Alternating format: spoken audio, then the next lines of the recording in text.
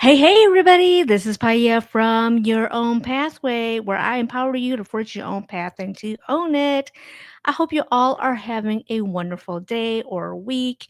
And we are near towards the end of the year here. So we are closing out 2024. And let me tell you, this has been one hell of a year. And it has been a year for me of transformations, transitions, metamorphosis, closing, peace, and acceptance. So that's 2024 for me. What about all of you? So I wanted to do this episode, because I don't know about you, but Google Photos is the best way to have reminders about events and things from your past that you're just like, oh, wow, that did happen to me. So, of course, I received a notification from Google Photos about 5 years ago that I was in the hospital with a broken ankle. So this was in December of 2019 when this incident occurred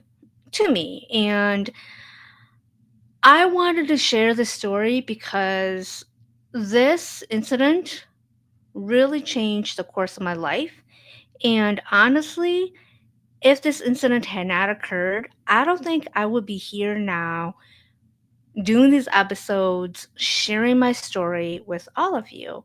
And my intention in sharing this story with all of you is to show and just say that some moments in our lives can feel so disempowering and can create the most empowering moment or moments in your life.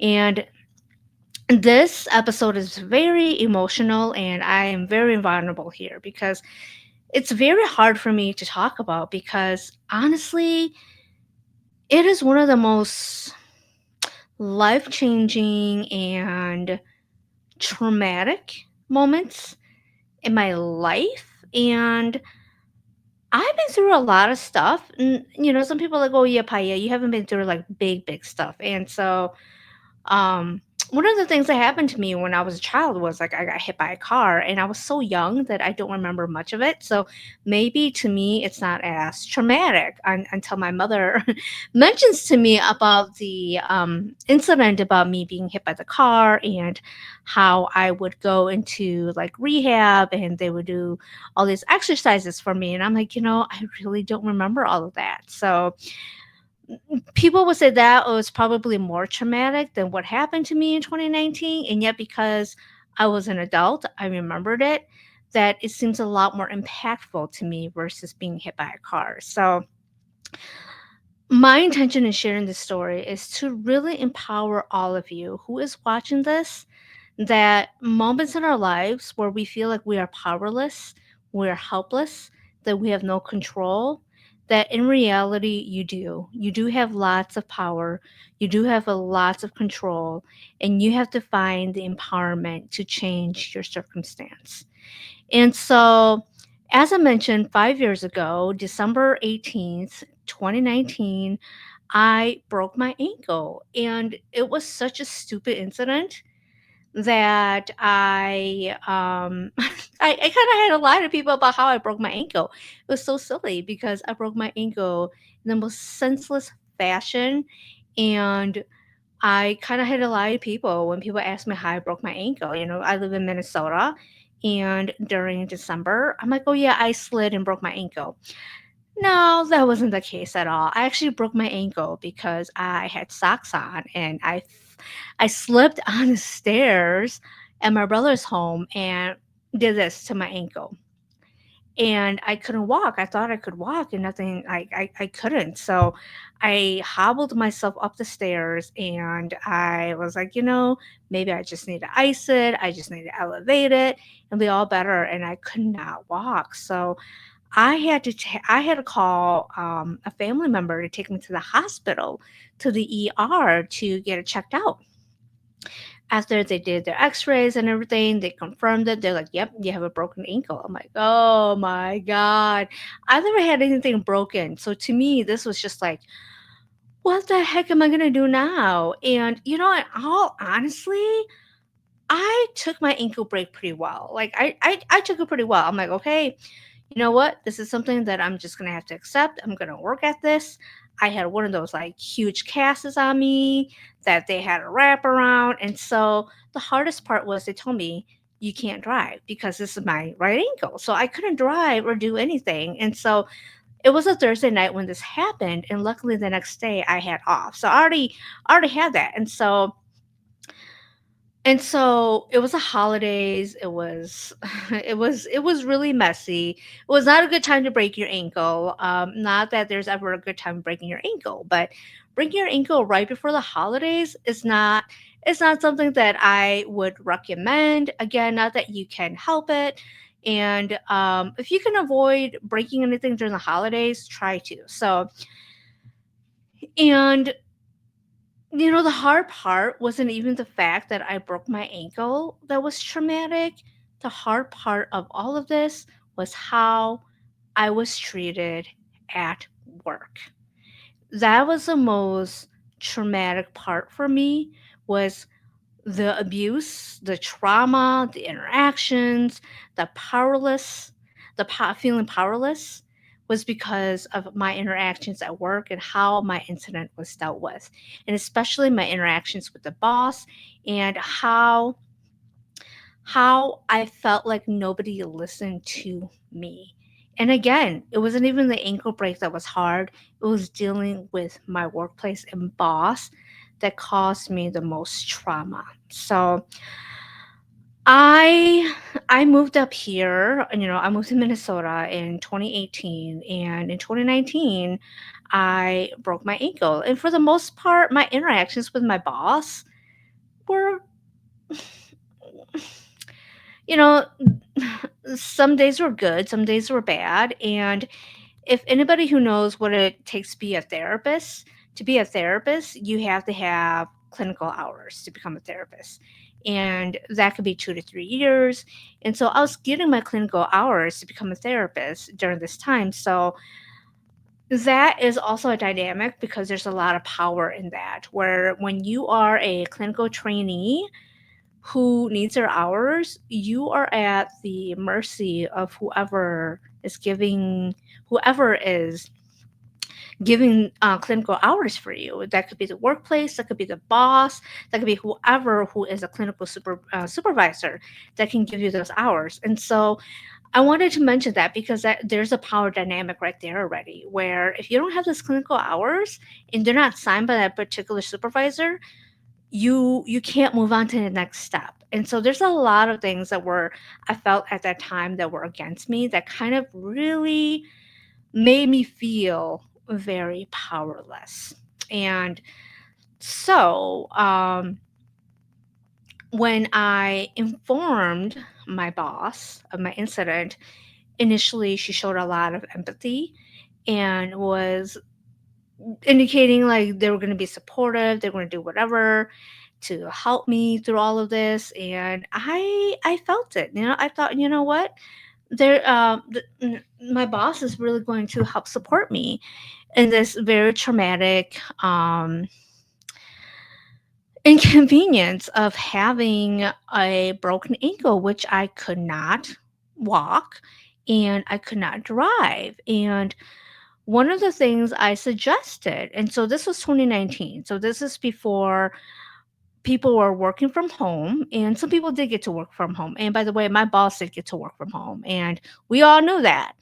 We all knew that, and I'm not going to say she took advantage of that. She is the boss, so she gets to do whatever she wants. Is That's all I'm going to say. And so I asked if I could also work from home um, during that time, because a lot of my work as a social worker was doing phone work and computer work. And a lot of the work that I was doing was via assessments, calling people up and getting their information. And then we would do home visits too, but I had a team, and we would rotate on doing home visits. So I figured, hey, you know what? If I can't drive for 3 months, I could do all the assessments. I could do all my work from home, and I can document everything that I do just to show that I'm not taking advantage of working from home.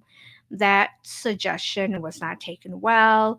Um, I was advised that I would have to come into the office, and I I was like, okay, like this is only for like a few weeks until I can actually get out of the boot, and I can find a way to work.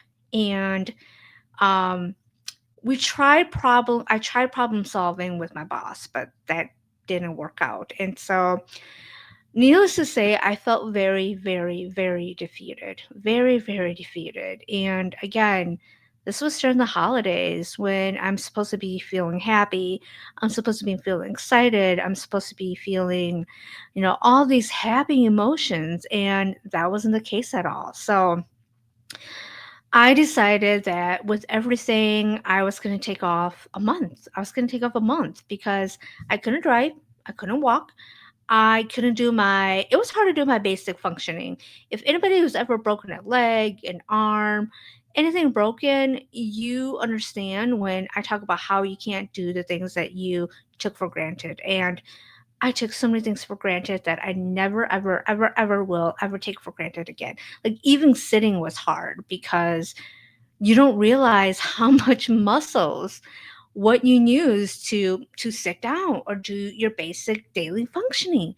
And I took all of that for granted. And so it was really hard for me to have that grief and loss of my functioning, of just being an adult, doing the things that I so much took for granted for. And so I took a month off. I used my sick leave.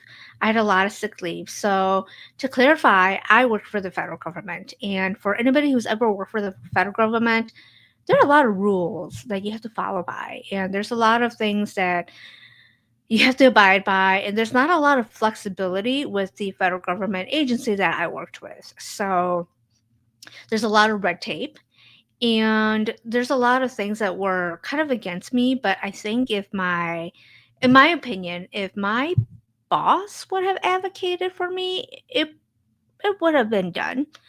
um and so during my month off, I try to rest. They say, like, don't stress, rest, take it easy. The hard part was dealing with work, was dealing with the organization, dealing with my boss, and navigating the healthcare system so that I can get the proper rest, so that I can get what I needed to heal and not worry about this ankle break. And that part I could have done. I could do because as a social worker, I know how to navigate the system. I knew what I needed. I knew the proper documentation that I needed from the doctors. All of that was easy. All of that was easy.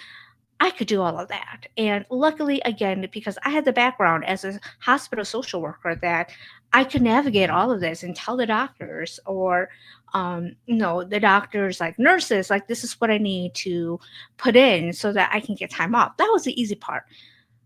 The hardest, most disempowering part was the reactions and the responses that I was getting from my boss. And she was saying, I need this from you. I need from that from you. I need this by this day. I need that from that day. And I thought it was kind of weird that it was her who was asking for this and it was an HR.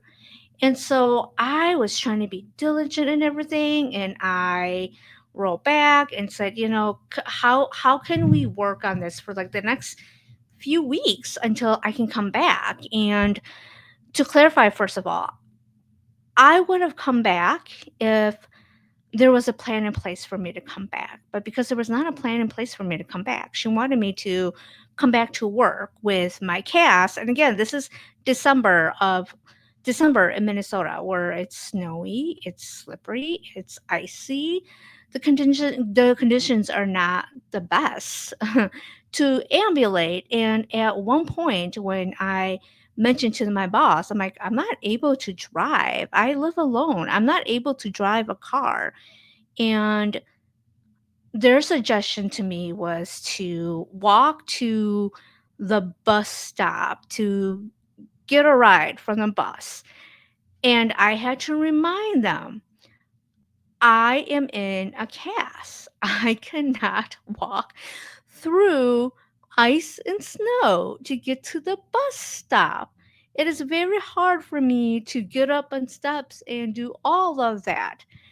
And I'm like, are you hearing? Are you listening to me tell you what I am capable of and not capable of?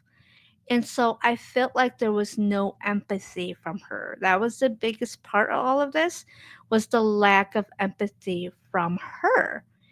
And during this time, it's the holidays.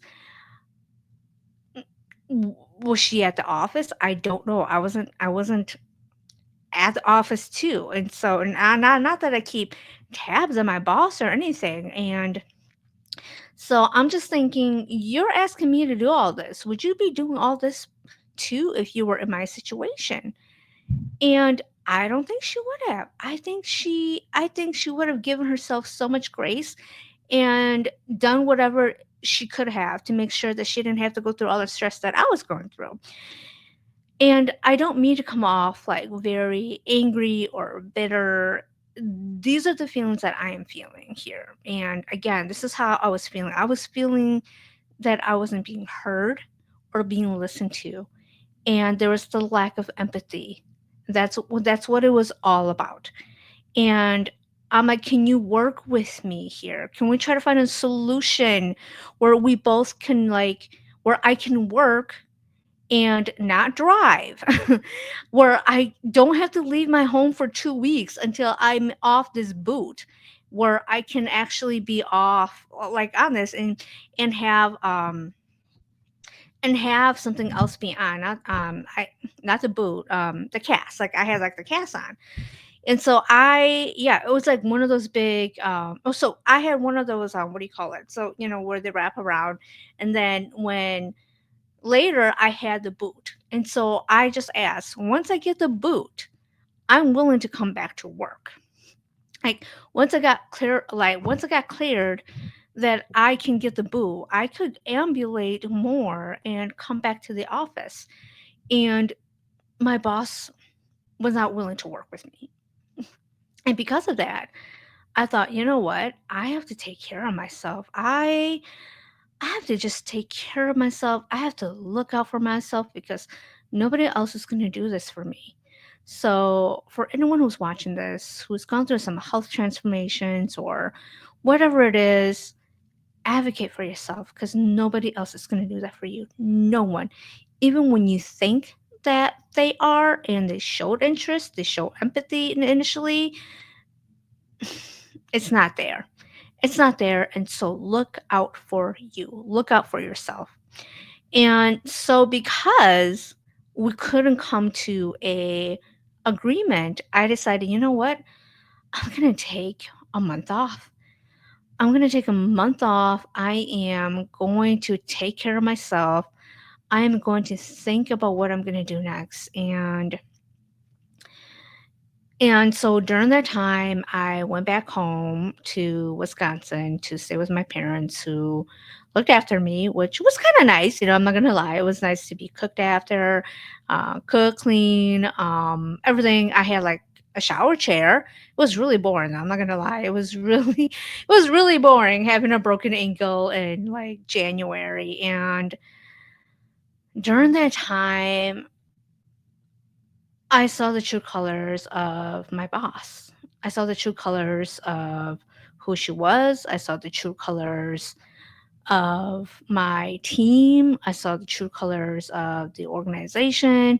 And again, I know federal agencies are there's a lot. And I get it. I get that they have to have all these rules and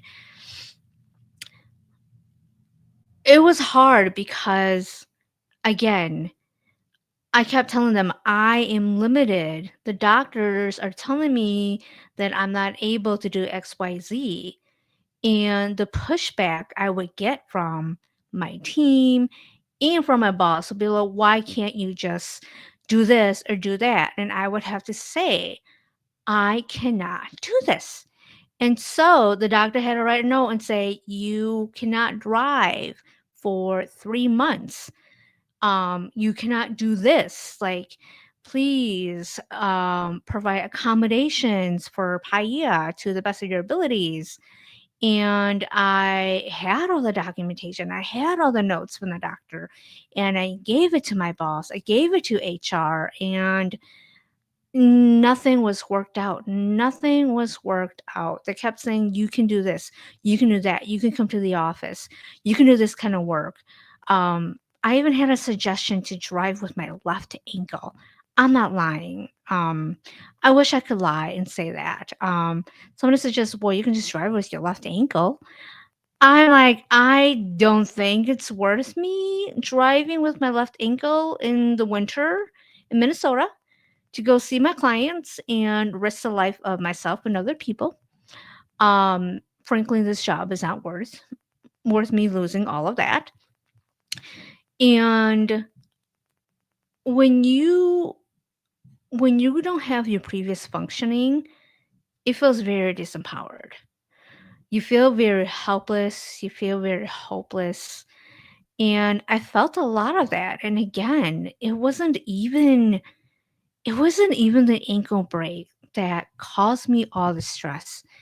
It was dealing with work that caused me so much stress. I couldn't sleep. I was up. I had a lot of pain in um my right ankle too, which caused me to be up. But I'm just like, why am I feeling this way? And a lot of it was the loss of power and the loss of control, and knowing that I did not have that I not that I didn't have power at work. And they reminded me that I did not have power. So I felt so disempowered, and they knew that they could disempower me. They knew that they could disempower me, and they wanted to show that I was powerless, especially my boss. They wanted to show that I was disempowered and that it was either their way or the highway. And eventually, I had to accept that too, that if I want this job, if I want my clinical hours, she has me. She has all the power, and I am at her power. I am at her mercy, basically. And she knew that. They knew that. The agency knew that. And so they can use that over me. And I remember after an interaction with someone from work, it was not a good interaction. And I hung up the phone and I just started bawling. I just started bawling. And I asked, like, why am I feeling this way? Why is this happening to me? And in situations like this where you feel powerless, you feel like you're a victim, you're just like, why is this happening to me? Why? And I kept doing that. And I was like, why is this happening to me? Why? Why me? Why? It's like, the universe, like, is this my punishment? Did I do something wrong? And after I pitied myself for a few minutes, I allowed myself to feel pity, and I resolved. I was like, you know what? Allow yourself to feel pity. Allow yourself to feel sad. Allow yourself to be the victim, and give yourself a time limit and figure out what you're gonna do. And I remember after that, I just got up and I thought, Paya, your ankle is broken, but not your brain. And that's when it changed. I'm like, it's your ankle that's broken, not your brain. Your brain is functioning fine, honey. It's like, what are you going to do about this? Are you just going to cry about it? What are you going to do about this? And that's when I'm like, my God, that is so true. my brain is still functioning. It's my ankle. Yeah, I can't walk, but doesn't mean I can't think. And that's when I started planning. I'm like, okay, obviously this place is not for you because there have been other situations in the past where you've been talked down to, when you've been belittled, when you've been shamed. Yes, I got shamed at work a few times by this boss, and I'm not going to deny it. If they ever watch this, they're not going to watch this, but if they ever do, they know who they are, and I hope that they take this lesson. Um, but they won't. As a matter of fact, they even got promoted. So that's what happens. Bad bosses get promoted. We all know that. And I started planning. I started planning my exit plan. I was like, okay, you've been here for how long? How many clinical hours do you have? Before you came to this place, you also had clinical hours at another toxic place. Anybody who is trained to be a therapist knows how toxic it is to get those hours. And if anybody who's ever gotten the hours have, theirs has been like good, I congratulate you. I wish everybody who was getting their clinical hours will have the same experience as you. Unfortunately, mine was not like that. I swear I had to fight to get my clinical hours to be a therapist, to be where I am today. And maybe that's why my path was so hard, so that I can share all these experiences with all of you who is watching this, who is also going through this too. Um so I was like, my brain is not broken. It's just my ankle that is broken.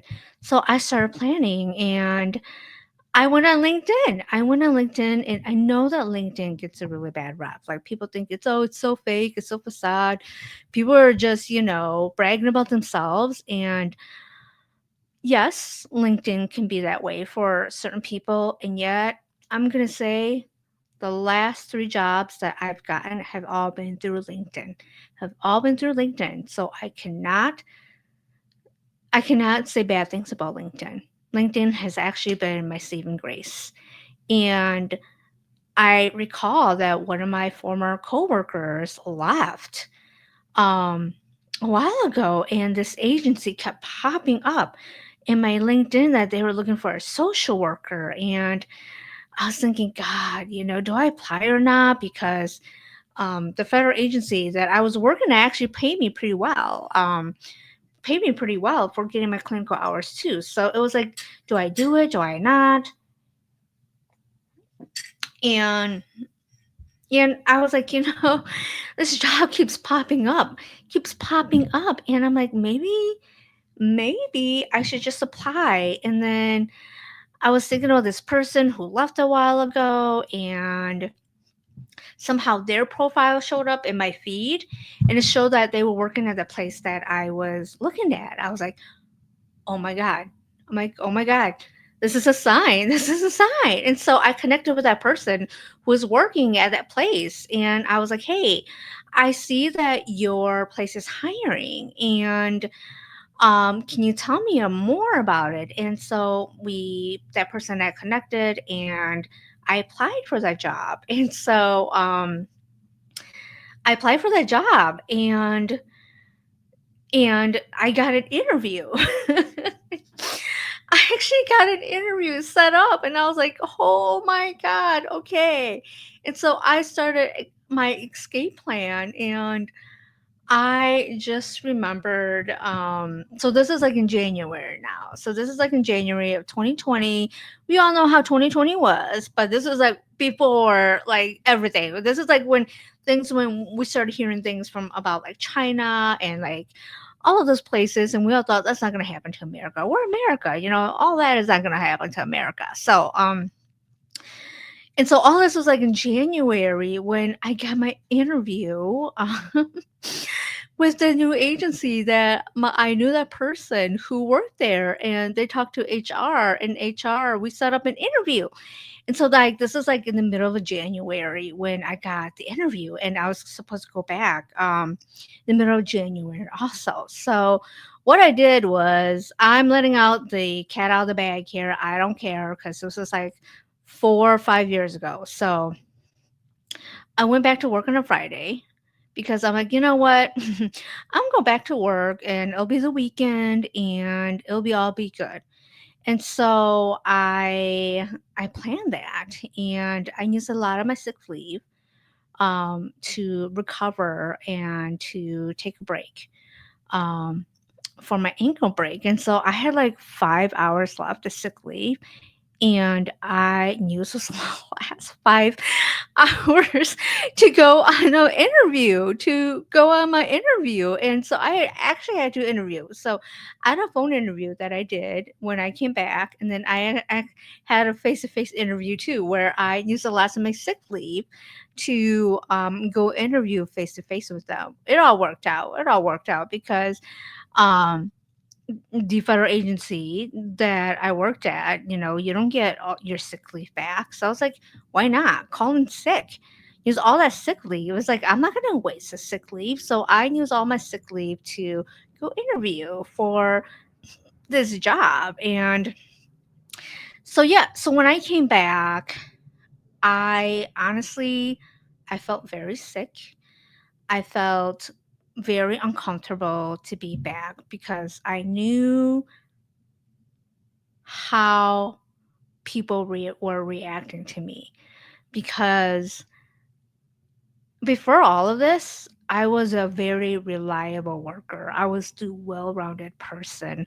I was the one that was the go-to where I knew everybody's job because I was the flexible one. And because I was that person, I had a lot of like the team relied on me a lot. And so when I had this incident, I started developing my boundaries. Yeah, I had boundaries and they didn't like the fact that I had boundaries. And they were like, oh, they showed a lot of empathy to my face. And I knew that behind the empathy, they were saying stuff. Whatever, it's not my business. And I had a few people who were telling me that, oh, yeah, they were talking about you. I was like, I knew they were. I knew they were. Um, and so during all this, I was planning my escape. I was looking at how many hours I had, and I said, okay, I can do one more month here. And once I get that month, I get all my clinical hours and I can just go. I can go because the new place that I was interviewing for also offer clinical hours to get your therapy, to get your license at the highest level. So I'm like, okay, all that is working. I found the place um and so I made sure I had to make sure everything was like all my ducks were in a row. And so I had a few meetings with my boss. They were not the greatest meetings. Um, I had to meet with her weekly because I was getting my clinical hours, and that's part of it. And I would discuss my cases with her. We would go through all of that. And then finally, she's like, I want to talk to you. I'm like, okay, I knew this was coming. I was like, okay, yeah. She's like, this whole incident thing, you have been very fickle. She's like, you were very fickle. And I was like, okay. I've never been called a name at work before. And so to be called fickle, I was like, okay. This is very interesting to be called fickle. She's like, she said, I played games. She said, you played games. You were playing games this whole time. You didn't listen. You did what you wanted to do. And so she was just saying like I wasn't doing what she wanted to do basically. My boss was like, you're not doing what you were supposed to do. You were very fickle, you play games, it was a very accusation tone. It was a very I think if it didn't come off as accusation, I would have taken it better. And to me, it felt like it was very like she was accusing me of not listening and not going with what she wanted. And she was right. I wasn't going with what she wanted because I had to advocate for myself. I had to advocate for myself because I stood up for myself. She did not like the fact that I stood up for myself. And so she tried to disempower me again, while I was empowering myself. She was trying to belittle me, to disempower myself, and remind me that she was the boss, that her words were powerful. And I listened, I nodded, I said, "Thank you for that. That was not my intention to be fickle." And I said to her, "And you have not been a very supportive boss." And I think she was taken aback from the fact that I said, "You were not very supportive." I'm like, "You lacked empathy. You were not supportive. You did not listen to anything that I said. I was willing to work with you. I was willing to collaborate with you, and you did not listen to me." And so that's why I had to advocate for myself. That's why I was fickle, because I had to advocate and stand up for myself. And she was so taken aback by that. She was so taken aback that I would say such things to her. And I was like, "Has nobody ever said this to you? Like, has none of your employees ever said this to you? Have have they all allowed you to treat them like shit and just not say anything?" And so for a lot of you who don't know this, like people who work, I'm just gonna say I worked at the VA. I worked for the Departments of Veterans Affairs Hospital. And if anybody's ever worked there, it's toxic. It's toxic to work for the VA. And maybe other VAs are not as toxic, but the one I worked at was hella toxic. Not a lot of diversity. And so I think that had a lot to do with it too. A lack of diversity, a lack of inclusion, even though they talked a lot about that, there was not any of that. And so I don't think she was used to someone advocating for themselves. And I'm going to be honest, I'm going to call it out. I don't think she was used to having someone who looked like me stand up and challenge her. I don't think she was used to someone like me advocating and speaking up for themselves. I think she was under the impression that I was just going to nod my head, bow, and be like, "Yes, yes, I'm sorry. I shouldn't have done that." I think she was expecting someone like that. And I was like, "Nope." Nope, not anymore. Not anymore. I'm going to advocate for myself. As social workers, we talk about advocating so much for our clients and our clients to advocate for themselves. And yet, when it comes to us, we are so notoriously bad at advocating for ourselves. As social workers, as therapists, we are notoriously bad at advocating for ourselves. And I don't know why. I don't know why. And so we have to start advocating for ourselves. And from that moment on, the old me probably would have nodded and say, "I'm sorry, I didn't mean to."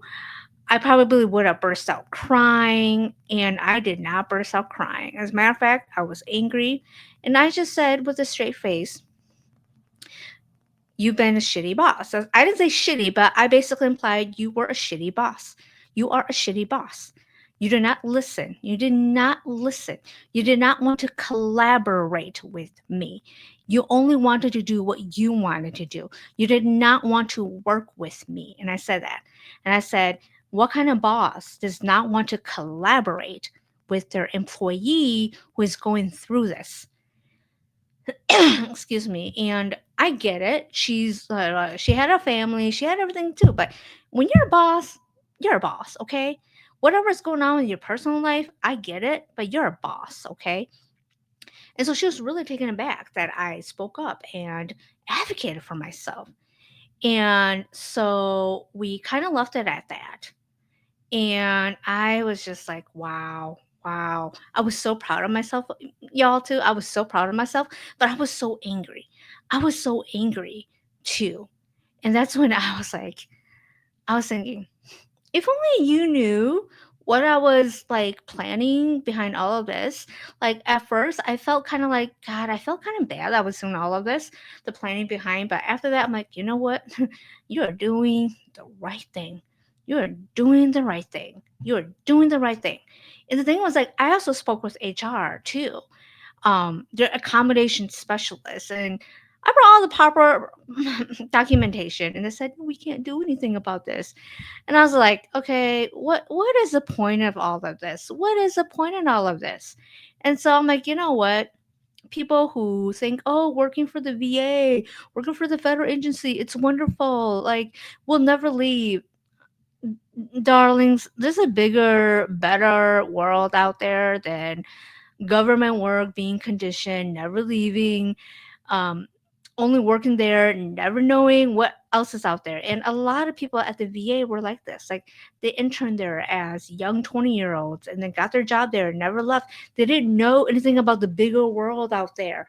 And so a lot of them were conditioned to think that they think that they were the best. Like, working for the federal government is like the best thing ever. Doesn't this sound very familiar? Like, what Americans think about America? Oh, it's the best. Like, we're the best. We're number one.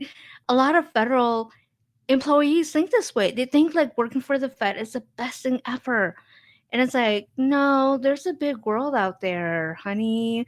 If you would only travel outside the country, the US, you would see there's a big world out there. Or if you would only go work outside of the VA, you would see how big the world is, how things are actually better. You actually have a voice, and it's okay sometimes to have that voice. Or you actually get more benefits. Yeah, getting those 10 holidays.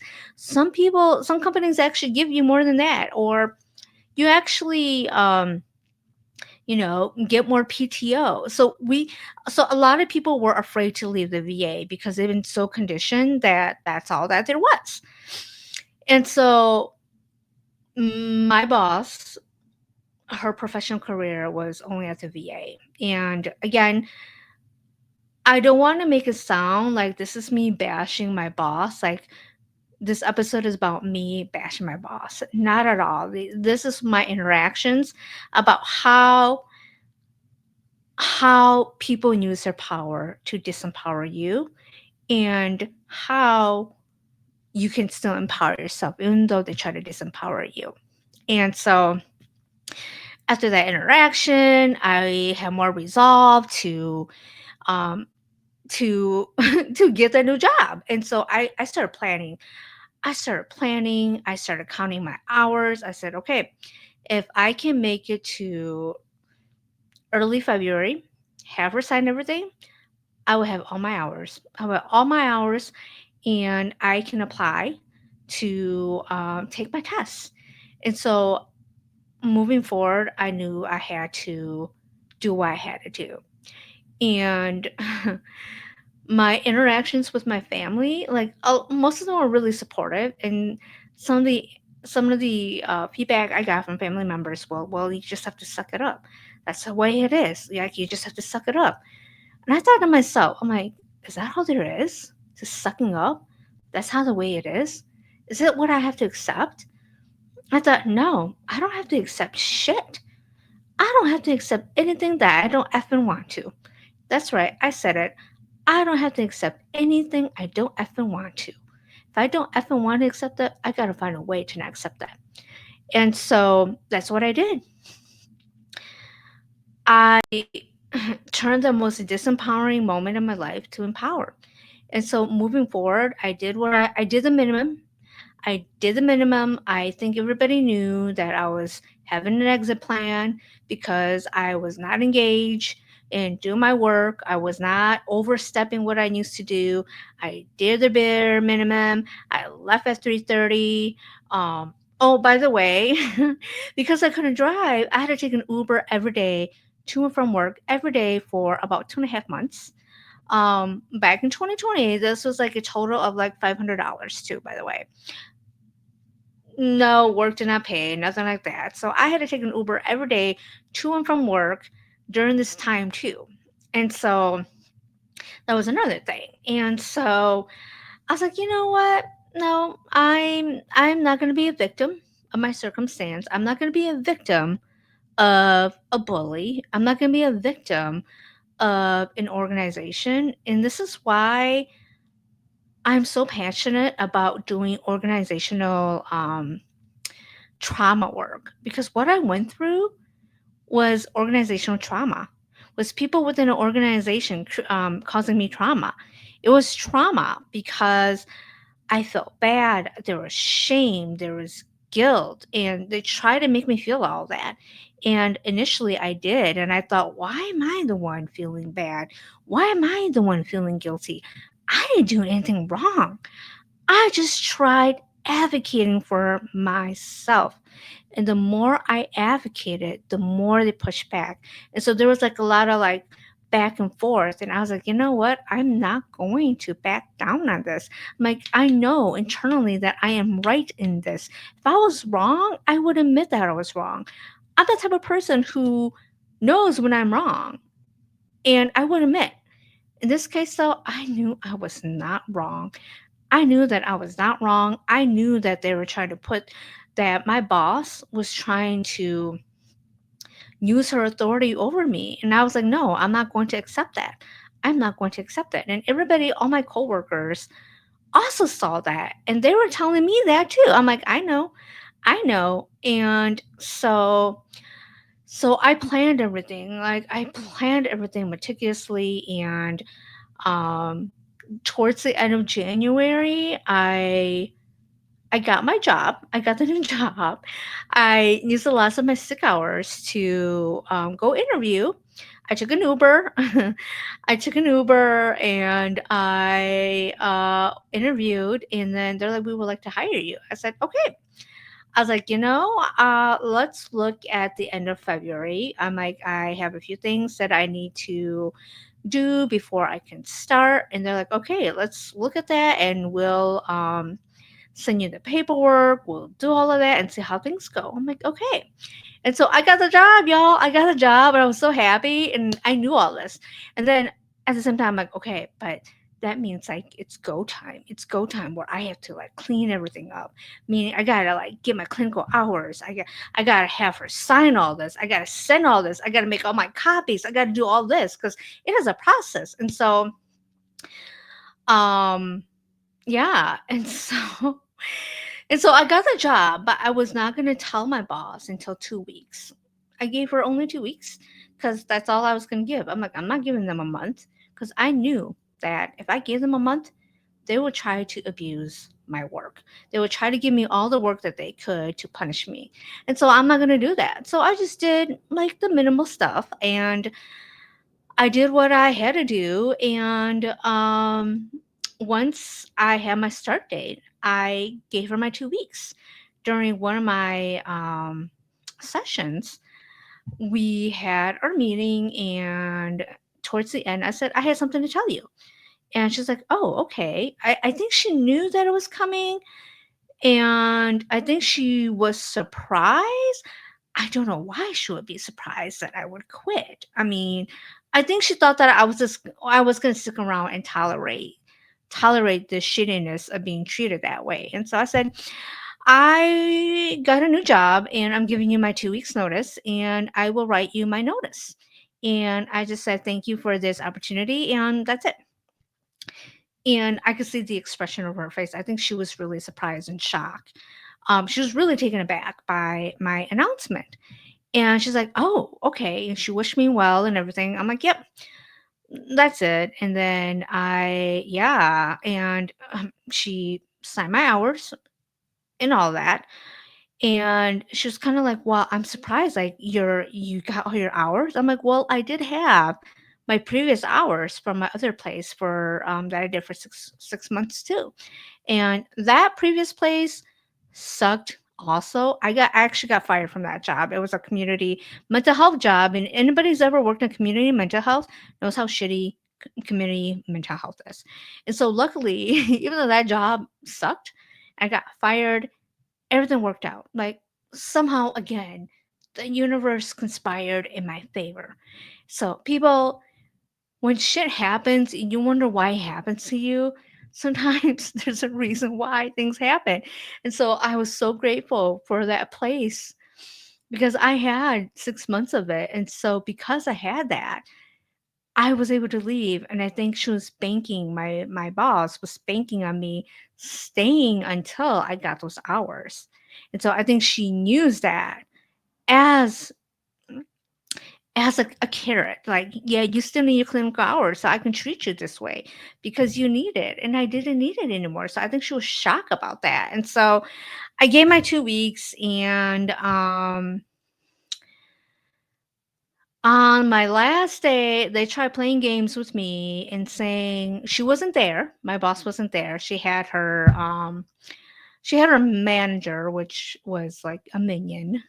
That's why I said a minion, um, trying to give me work to do. They're like, well, she wants you to do all these assessments, call these people up and do the assessments. I'm like, that doesn't make sense for me to do the assessments because I would have to type all of this up, and today's my last day. Have someone else who's going to stay here actually call the people and do the assessments. It does not make sense for me to do them. And I said that. And they're like, well, she wants you to do this. And I said, I'm not going to do that. It does not make sense. It does not make sense for the patient or their caregiver for me to take on this case when it's my last day. Have one of the other workers who is going to work with them do this. Like, this is how they tried to like manipulate and play, was like trying to give me more work during my last day. And if anybody who's ever worked for the federal system knows, before you quit, you have to go in and get everything checked out to make sure that you didn't steal their tape or a stapler or whatever it is. And so I had to go do all of that too, because this is my second time working at a federal agency. And so I knew I had to go do everything. Like, I had to hand in my, name tag. It's like, I don't want the freaking name tag. Keep it. Like, I don't give.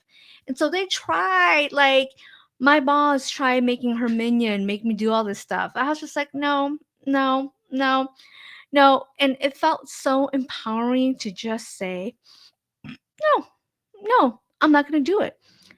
And they were so taken aback that I said no, because I said no. They were so used to me saying yes that they were shocked when I said no.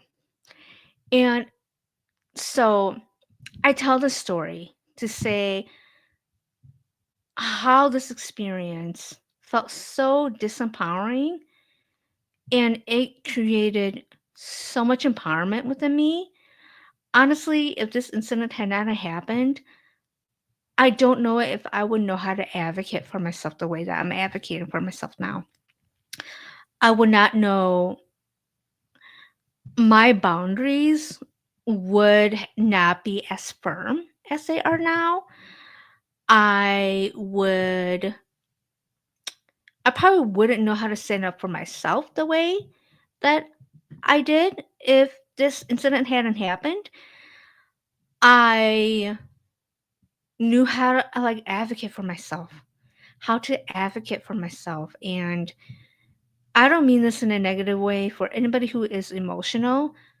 I advocated for myself without getting emotional, and I was regulated, and I stated the facts. And I just said, okay, I acknowledge what you're saying to me. And I will also say this about what I went through and how I feel, without crying and, just personal crying, because I knew that was not going to be helpful for me. And again, this is not to say for anyone if they start crying, not that that's bad. I was in control of my emotions. And I think because I was in control of my emotions, that made my words more impactful. I think if I had started crying, she is and my boss probably would not have taken me as serious. And because I was controlling my emotions, I stated the facts, I said how I felt. I think she felt more of that. And so I don't know, during the week that was my last week, I don't know where she was. Working from home, I don't know. Again, this is not to this is not to um make her look bad.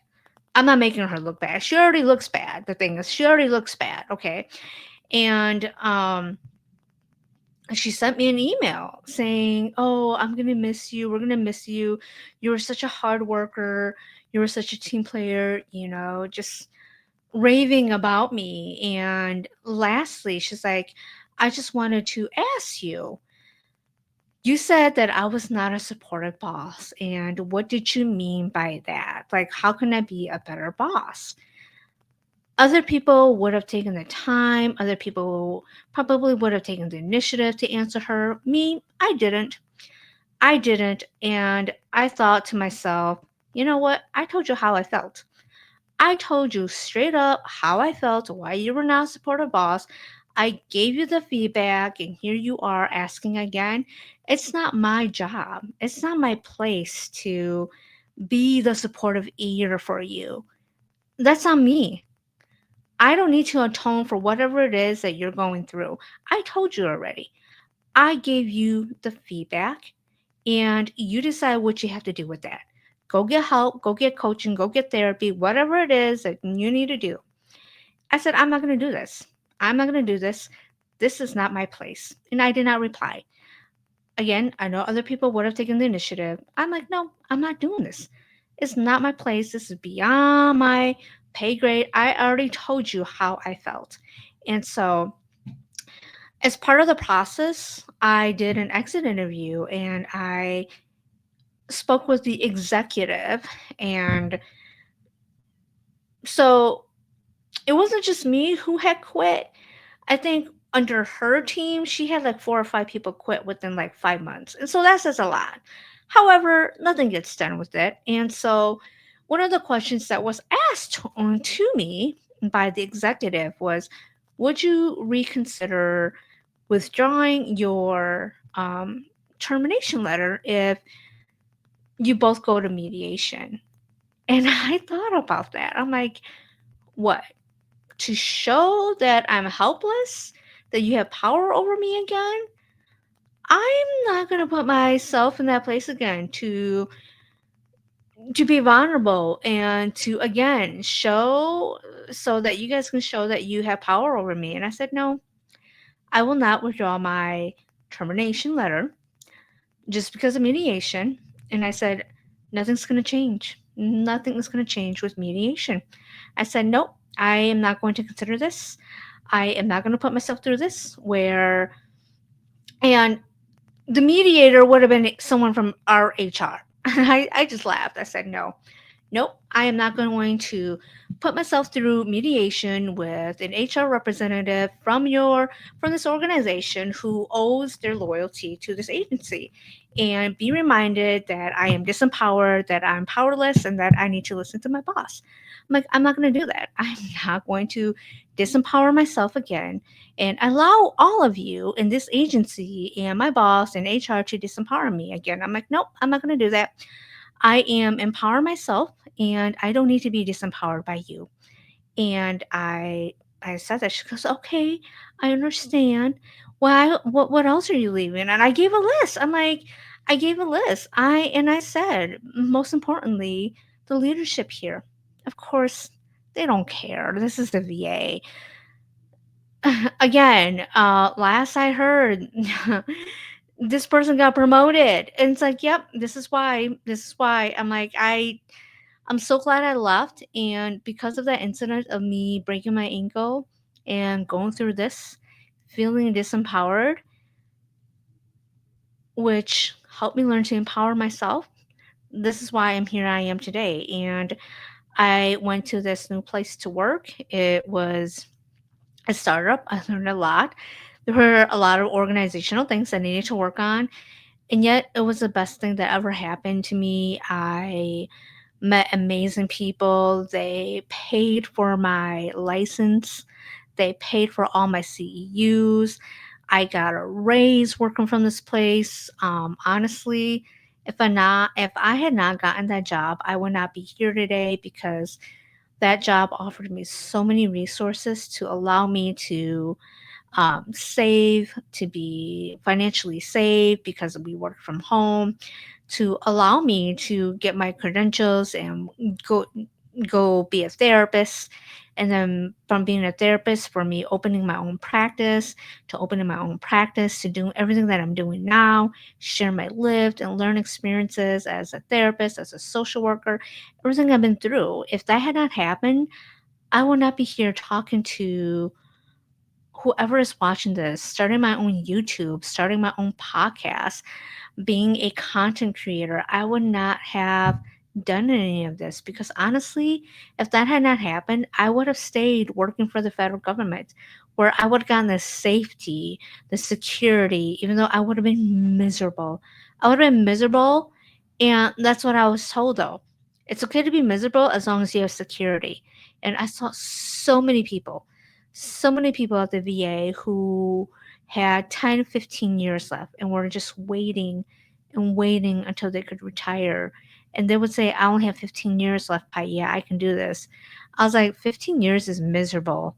15 years is a long time to be miserable. 5 years is a long time to be miserable. 1 year is a long time to be miserable. And I saw a lot of that misery. And people were just wishing their life away, wasting their life away until they could retire. And I just thought, that's not going to be me. That is not going to be me wishing, wasting my life away until I hit 55, until I could retire.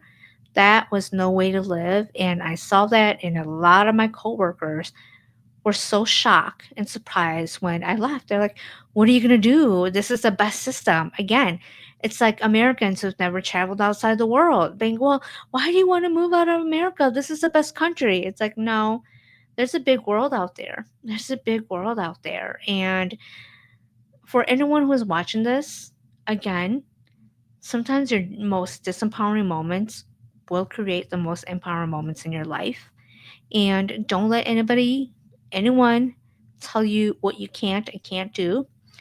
And when you start to empower yourself, when you start to have boundaries, when you stick up for yourself or you advocate for yourself, people are not going to like that. And they're going to try to make you feel bad that you have those. They're going to try to villainize you. You're not the villain here. You're the hero, okay? Not that you're doing this to be a hero, but you're doing this for yourself. It's not that you even have to be a hero. You know that you have to do this because nobody else is going to do it for you. My whole thing about all of this is no one is going to do anything for you, and you have to do it for yourself. Even when you think that person has your back, they don't. They're gonna look out for their they're gonna look out for their interests, not yours. And so you have to look out for yourself. And that's what I learned the most about this whole situation was look out for yourself, advocate for yourself, because no one is going to do it for you. So thank you for joining me on this episode. I know it was long. It was a very vulnerable episode. I only share this episode with a few people, and every time I share this episode, I start getting emotional. I start crying because of everything that I've been through. And so this is like the first time that I did not get emotional. So that says a lot. That says a lot. And thank you so much for anybody who's watching this. Um, Again, advocate for yourself, stand up for yourself. Don't allow disempower moments to define you. Empower yourself, and you don't have to be a victim, feel powerless just because other people want you to. They want you to so that they can take advantage of you. But you're not going to let that happen. You're going to empower yourself. You're going to keep forging your own path and you're going to own it. So, thank you for watching. And of course, own that path. And if you are new here to my channel, please hit the subscribe and like button. And I will see you all next time. Take care.